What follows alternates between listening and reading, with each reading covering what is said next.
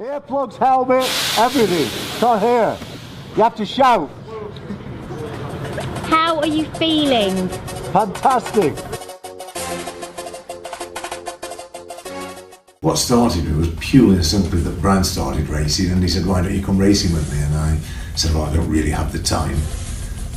Anyway, he worked on me, did a year of racing on his own without me, and then I decided to do it. And raved about it and taught John into it. And he sort of said, "Well, I haven't got the time." I said, "Well, look," he said, "if we join a team and the team sort your car out, and all you got to do is turn up in your heli and get in your car and race, you could do it, couldn't you?" That was 5 years ago. He spent 5 years now complaining about getting into this car racing that smashes his body up in his cars, but now he loves it really. Now we have a great time. And I got hooked on the excitement, but it's very, very frustrating because actually fundamentally I'm not good enough. And that's why I keep doing it, because I'm desperate to actually perform better than I do. And so it's a constant challenge. I think almost, if I'd have started and I'd started winning straight away and carried on winning, I might not be doing it now, because there wouldn't have been the challenge there. What I was feeling, it wasn't me freezing up on the wheel then, was it? It was because it was the car being like, yeah. And you're like, well, I can't turn, so otherwise I'm going to spin, so I'm just going to try and hang it out. I do think though that I could have turned more. Yeah, you probably could have. I could have got out of it, I think. Yeah, yeah. So I think there's an element to me freezing because it was sliding all up, sliding sort of. Well, I've won team events.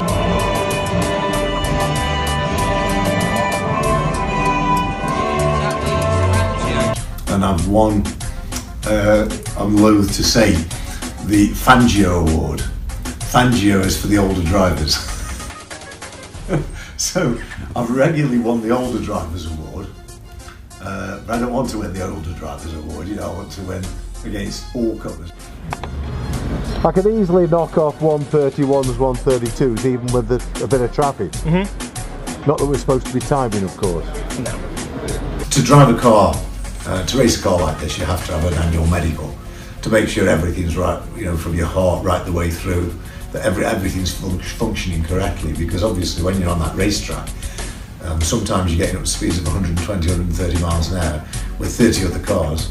You don't want anything to go wrong with your health. This is a stress ECG to test how your heart works when it's under load, and the reason I'm doing this is for my racing license.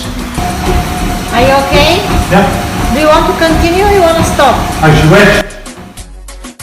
But of course it is very possible to hurt yourself. On one crash I had about 3 years ago, I broke 4 ribs and punctured a lung. That was a really bad accident. And of course you can do much worse than that. It's not for the faint-hearted, that's for sure. You've got to be prepared that it can happen. And in my case they've happened quite regularly. So I've regularly come back to the pit with damage on my car. He's gone off into the gravel and paddock, so unfortunately there's a bit of damage, but nothing too serious. Just get it nice and shiny again and then send it back out. I just got to make sure, do all my checks, make sure nothing's too damaged. I just want to now see if I've settled that back end down or whether it's still a bit twitchy.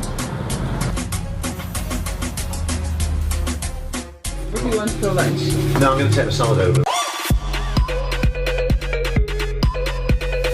I take the same things everywhere, which is a big box of seeds, goat's milk, fruit that's really healthy fruit, and then for lunch, big mixed salad with lots of nutrition in it, a huge amount of nutrition in it. It's got everything from pomegranate seeds to avocado, lamb's lettuce, spinach, and lots of herbs because they are wonderful detoxes. So all that together, and it's all organic of course, and what you've got is an incredibly healthy lunch. And is it time for lunch? It is. Should we go? Well, in all walks of life, no matter what you're doing, just be the best that you can be. Because if you're the best that you can be satisfied with yourself, even if it is a bit frustrating that that's not as good as you'd like to be.